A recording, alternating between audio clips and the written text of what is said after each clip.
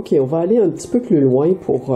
donc, c'est une autre vidéo là, que je commence là, pour faire la continuité de mes toiles. Pas que ce soit trop longue, l'autre est de 15 minutes. Donc, j'ai envoyé une première version. J'avais oublié d'arrêter ma caméra. Alors, c'est ça. Faites fi de ça. J'ai remis une nouvelle publication de cette vidéo. Je l'ai coupée à 15 minutes, donc elle est moins longue un petit peu. Voilà. Alors là, on va continuer. Là, ce que je voulais vous dire, c'est que... bon, je reviens avec cette toile-là. Là. Bon, excusez-moi, je tiens ma caméra là, entre mes mains, puis je vous explique. C'est parce que je peux mieux vous expliquer, vous montrer les choses de près. Bon, OK. Alors, elle est très sèche, OK? J'avais fait sécher au ventilateur, là. Oh mon Dieu, 2 heures certains. Alors, ici... Donc, il y a eu un écoulement de couleur. Il y a un peu de blanc qui a été mêlé. Alors, vous voyez, c'est ça quand je vous dis que la couleur est crayeuse. La couleur à l'apparence de craie, ben c'est ça. C'est que le blanc s'est mélangé à la... Parfois, c'est très beau. Hein? Comme ici, ça donne vraiment quelque chose d'intéressant, surtout par-dessus la texture. Alors, moi, je peux aller explorer déjà les couleurs. Je recouvrirai pas tout ça. Je peux recouvrir ça avec un glacis. Ce qui va faire ressortir ce qu'il y a déjà là. Glacis dans les jaunes, glacis dans le rouge orangé, dans le magenta. Bon, peut-être pas magenta, là, parce que j'ai pas de magenta dans ma toile, mais en tout cas, prenez une couleur transparence. Essayez pas de faire un glacis avec du jaune ocre, là, ça marchera pas. Il faut une couleur qui est transparente déjà à la base par sa nature, là, par exemple. Le magenta, tout ce qui est quinacridone, le bleu outre-mer, le bleu ultramarine est quand même assez transparent. Même le terre de sienne brûlé transparent. Si vous diluez comme il faut dans votre médium mat, là. Alors, dans le médium mat, vous mettez un peu de couleur pour faire votre glacis. Pas beaucoup. Un demi-poids, vous en remettez un petit peu plus, c'est passé. Vous pouvez faire un test sur une autre toile ou sur un papier aquarelle, si vous voulez, pour voir, là, ou un papier quelconque, pour voir comment ça va sortir. OK. Alors, ça, c'est intéressant. OK? Donc, j'ai pas travaillé longtemps là-dessus, là. Ça s'est fait tout seul, OK? Donc, je préserve ça. Donc, c'est quelques consignes que je vous donne là, pour que ça aille un petit peu mieux. Ici, bon, j'ai une plage foncée. Donc, c'est la seule que j'ai dans ma toile. Donc, je vais m'arranger pour aller la répéter autre part. Ben, ici, oui, on pourrait un peu. Ça pourrait aller ici, un petit peu ici sur le bord. Et le reste, ben, je peux faire entrer ma lumière ici, puis contraster avec la partie foncée qui est là, et clair ici. Donc, je commence par ça. Après ça, je vais travailler mes formes. Est-ce que je vais faire une forme plus carrée ou plus ou moins carrée ici, plus affirmée avec mon jaune ocre? Bon, alors là, je vais travailler mes formes. OK? Bon, ça va pour cette toile-là. Bon, je voulais vous expliquer aussi pour cette toile-là. Bon, tantôt, j'ai dû arrêter ma caméra parce que j'ai eu un problème de batterie. Bon, batterie économique, là, c'est ça. C'est que des fois, ça s'arrête tout d'un coup. Alors voilà, j'ai peint le haut. J'ai passé une première couche. C'est pas grave, je vais refaire. Ben, en fait, il y a la sous-couche qui était déjà là ici, qu'on avait mis. Mais moi, j'ai repassé. J'ai commencé à passer une autre couche et puis je l'ai mariée à ce que j'ai déjà ici. Donc, j'ai été voir les couleurs que j'avais déjà. Donc, mon jaune, j'avais du jaune ici, je l'ai monté. J'ai mis de la texture pâte à modeler, OK, du modeling paste, chaque côté, parce qu'on a la découpure, le bord du papier, le cadrage. Remarquez, je pourrais le laisser. Ça pourrait être original d'avoir, on verrait vraiment que c'est un collage papier, puis qu'on a fait un paysage avec, là, ça pourrait être intéressant, dépendant comment se présentent les choses. Mais, moi, je vous montre, si vous voulez pas le bord du papier, ben, avant de mettre votre couleur, comme j'ai fait, là, juste quand vous avez fait votre collage, puis qu'il est sec, vous pouvez aller appliquer au râtoir, OK, avec ça ici, là, vous appliquez votre modeling paste, OK, donc ici et ici. Donc, mon paysage, il va prendre son expansion, OK, vers les bords de la toile, il va sortir de la toile. Donc, ça va me donner l'immensité du paysage. Donc là, ce que je peux faire, c'est peut-être vous montrer, je peux peut-être peindre la partie du bas pour vous montrer un peu, et je pourrais retoucher la partie du haut. Fait qu'on va regarder ça ensemble. Si je veux peindre, par exemple, la partie du bas, je vais y aller vers en bas. Bon, Je vais prendre mon pinceau que j'avais. Mon pinceau spaltaire. Je prends encore mon gros pinceau. Je prends pas mon petit pinceau pour faire ça, là, pour faire des petites plaques de peinture. Il faut que j'unifie ma toile. Donc, j'ai besoin d'un gros pinceau pour donner l'allure globale. Okay? Parce que c'est un pinceau abstrait paysage, je vous le rappelle.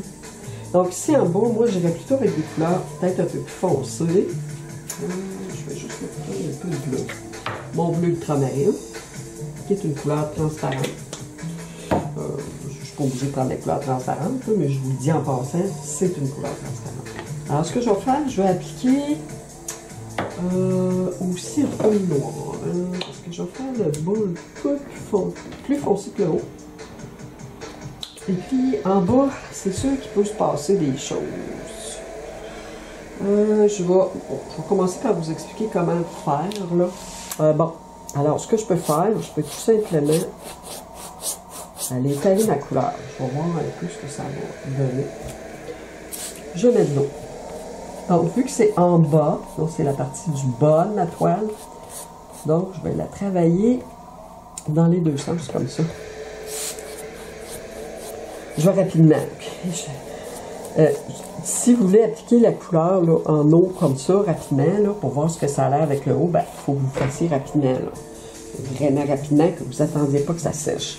Si je le monte comme ça, si je flatte ma toile là, avec mon pinceau dans ce sens-là, ben, c'est différent de la partie supérieure. Hein? L'allure est différente. Alors ça serait ma partie inférieure. Donc, si je veux, premièrement, je pourrais venir descendre un peu cette couleur-là.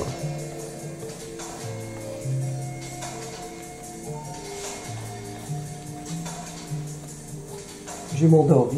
Je vais le faire rentrer.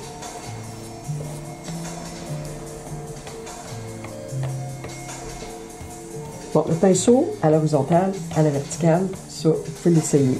Okay? Ça donne un effet différent. Brassez pas trop votre couleur pour pas que ça devienne trop mélangé. Je vais ramener ma lumière ici un peu. Il faut mettre assez d'eau, il ne faut pas en mettre trop non plus.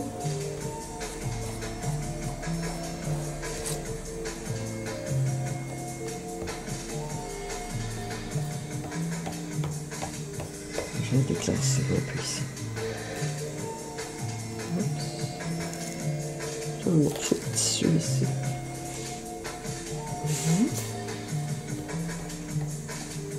Bon, donc c'est l'allure que je peux y donner en partant. Là. Ça ne veut pas dire que ça va rester comme ça. Je le laisse comme ça, mais bon. Parce qu'en bas, je voudrais qu'il y ait des effets.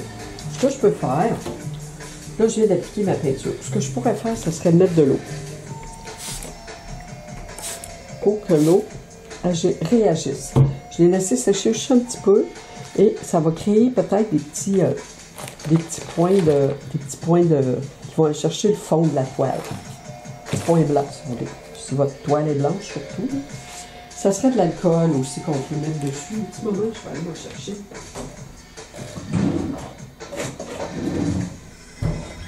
Donc ici, l'alcool, elle aussi, elle va créer des effets. Des petits points, ok? Voilà. Donc ça peut être intéressant. Je vais le laisser travailler. Normalement, je devrais le faire sécher, mais je vais travailler sur ma toile quand même. Parce que je suis en vidéo. Bon, voilà. Là, je vais aller travailler les deux côtés. Ce que je peux faire, je vais aller chercher. Donc ici, rouge. Je vais prendre du blanc. Donc, je vais étirer mes couleurs vers l'extérieur, ou par là, mais il faut que je travaille avec ces mêmes couleurs-là.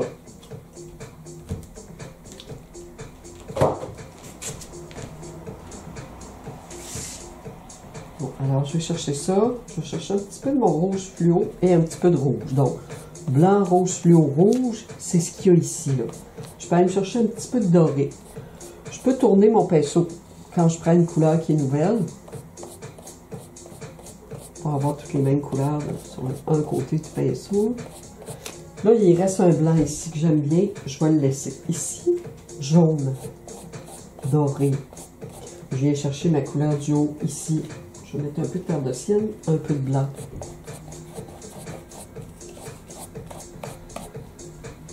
Bon, alors, essayez de ne pas accrocher ma partie du bas. Donc, quand vous travaillez sur votre toile comme ça, là j'ai une partie du bas qui sèche. C'est mieux d'attendre qu'elle soit sèche pour entreprendre autre chose. Donc, moi, ce que j'aimerais bien, c'est de éclaircir cette partie-là. Bon, je donne une espèce d'allure de coup de vent, là, peut-être qui arrive de ce côté-là. Ça semble intéressant. Donc, ici, c'est foncé. Je pourrais peut-être faire rentrer un peu de noir, un peu de mon bleu ici.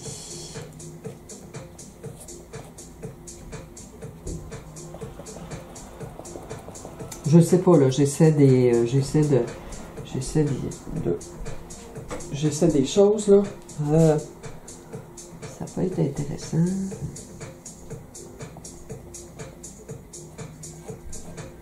Et puis je repasse un peu. Je mets ma couleur délicatement, je repasse un peu, je l'étire vers l'intérieur. Bon, c'est sûr qu'ici, je pourrais aller foncer aussi.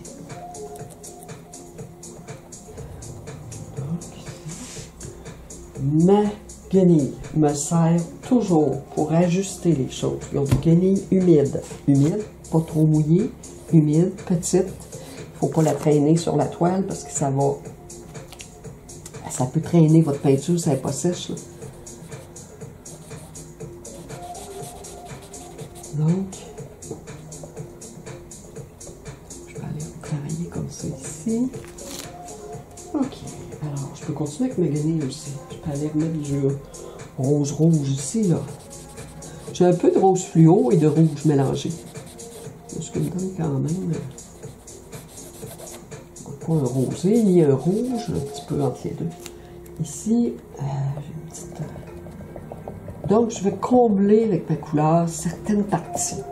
Je vais pour accrocher l'œil à certaines parties là, de la peinture qu'on veut colorer. Je mélange, je rentre dans ce que j'ai fait ici. Okay. Je vais aller remettre mon blanc un peu ici. Là, je fais attention pour accrocher ce que je viens de faire, délicatement. Donc, je laisse ça comme ça. OK? Avec le mouvement. Ça peut changer. OK. Ce que j'aurais aimé, c'est éclaircir plus ça ici. Mais il va falloir que j'attende que ça sèche. Et il va falloir que je reprenne quasiment mon ciel au complet. Je peux toujours... Ce que je peux faire, c'est peut-être aller tout de suite, vu que c'est déjà clair ici. Je peux toujours aller... Donc, mon blanc est là. Il est repris ici. Ce qui n'est pas méchant. Je peux toujours en rajouter un petit peu. Mon acrylique est encore un petit peu humide. Je la laisse sécher. Je n'essaie pas trop de l'accrocher. Ici.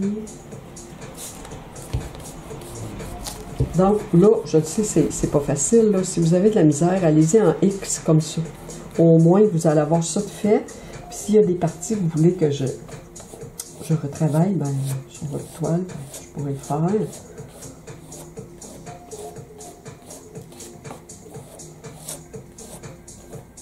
Donc ici, voyez-vous, là, je viens de définir là, où s'arrête mon ciel, ou presque, ok? Je pourrais aller, je peux le laisser comme ça, ou je peux aller juste le travailler un petit peu avec mon chiffon pour enlever les petits traits de pinceau. Je peux me changer ma forme, je peux monter un peu dans mon ciel. Voilà, alors ça, j'ai fait ça, ok? C'est comme ça. Je vais juste ramener un peu de rouge-rose ici, et légèrement.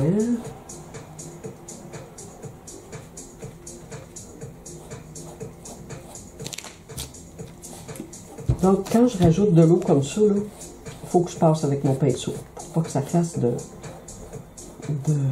je passe en X, si je veux, pour pas que ça fasse trop de traits de pinceau. Votre pinceau, il faut qu'il soit humide. S'il n'est pas assez humide, là, s'il y a quelque chose qui ne marche pas, ben c'est ça. Si vous voyez que ça ne fonctionne pas, ben posez-vous la question, mon pinceau est-il suffisamment humide? C'est très important. votre acrylique aussi. Comme là, ça fait 15 minutes, 20 minutes, je mets un petit peu d'eau sur ma palette de couleurs. Bon, il y a ici, je pourrais aller avec une couleur diluée, là, je mets mon blanc sur ma palette, je mets de l'eau, un peu plus d'eau. Donc, mon blanc, mon eau, je pourrais venir travailler ici aussi, je veux.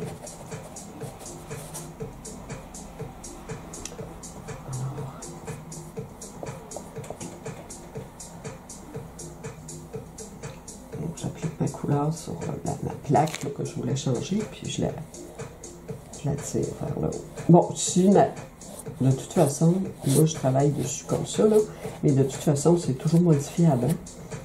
Parce que là, on la commence, notre peinture. On va peut-être avoir besoin d'une autre couche de peinture. Possible. Oups, j'avais un petit peu de rouge qui restait. Même pas méchant, mais on verra.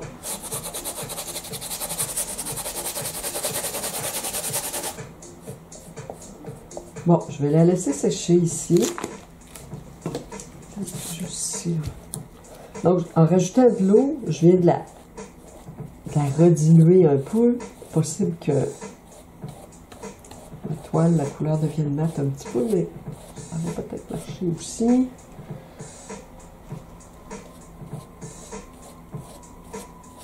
Ce que je veux en fait, c'est d'avoir un ciel clair. Pour l'instant. Donc, mon coup pinceau est très léger. Très, très léger. J'effleure ma toile. Si je veux faire des beaux flous, là, de couleurs, mélange, il faut vraiment que j'y aille délicatement. Bon, comme je vous dis, là, il y a de l'eau en séchant. Je ne sais pas trop ce que ça va donner. OK. Ici, donc là, je travaille sur table, hein, je ne travaille pas sur chevalet. Bon, c'est plus pour les besoins de la vidéo, là. Je peux travailler sur table. En autant que je me recule de temps en temps, je regarde ma peinture sur le chevalet. C'est ça qui est important. Okay. Donc, je la laisse sécher. Bon, c'est quand même un bon départ. OK. Après ça, ici, à ce moment-là, ici, je pourrais y aller. Donc, j'applique mon rouge ici. Si vous ne savez pas trop là, quelle couleur mettre, ben, mettez vos couleurs qui sont là, que vous voyez. Là, comme moi, je vois une espèce de petit doré, terre de sienne, ocre. Ici, bon, je peux le mettre. Je peux le mettre comme ça. Je peux descendre juste comme ça. Je vais chercher mon bleu. Je pourrais travailler au racloir aussi, mais pas tout de suite. Donc là, je vais attendre, je vais la laisser sécher aussi. Là. Et puis, est-ce qu'il y a d'autres effets là, que je vais vouloir faire ici? Là, on verra. Ça, je ne toucherai pas trop à ça parce que là, j'ai de la texture. Ici, ben, c'est embêtant, là. Faut faire attention. Alors, si je suis allé trop loin, ben, je peux l'enlever. OK.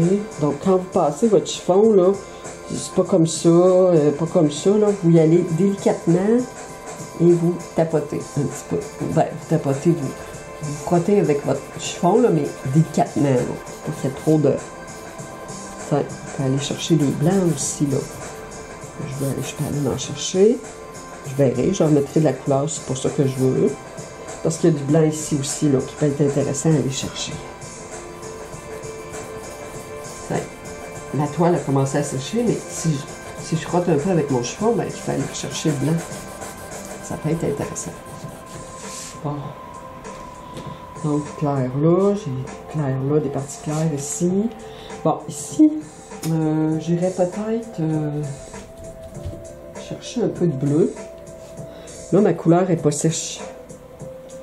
Bon, peut-être pas. Là, il va se mélanger en orange pour donner une couleur qui va être terre.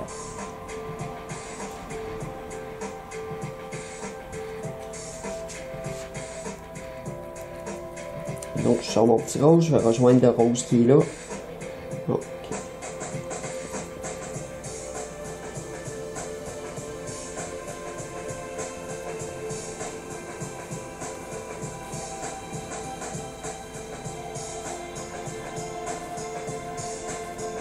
Puis là, faites attention à ce que vous voulez arranger. Vos premières applications de couleurs sont importantes. Mais faites attention à ce que vous voulez enlever, ça vous n'aimez pas ça, ça vous n'aimez pas ça. Faites attention parce que des fois, vous touchez à des choses que vous allez dire après, ah ben, j'aurais pas dû. Fait que je vais la laisser comme ça. Ça, ben, je vais le retravailler. Hein. Je peux aussi aller travailler un peu avec mon chiffon. Mon chiffon peut me permettre de donner, aller fondre un peu mes couleurs. Ok, bon, je pense que là ça peut marcher.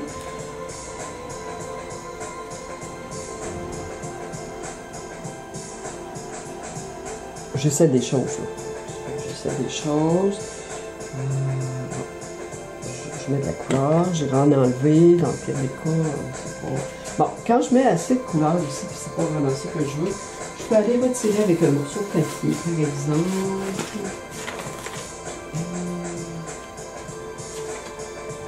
Un morceau de papier, ou un morceau de papier journal, ou un morceau de... Bon, je peux aller retirer avec un morceau de papier de soie. Le papier de soie peut être collé là-dessus aussi, hein. En cours de travail, peut-être une fois sec, là. Ça va me donner... Ça va me donner un effet d'empreinte un peu. Voilà. Bon, ok. Je vais vous montrer ça de près. Donc, ça ici... L'alcool, il a travaillé. Bon. Ok, je vous montre ça.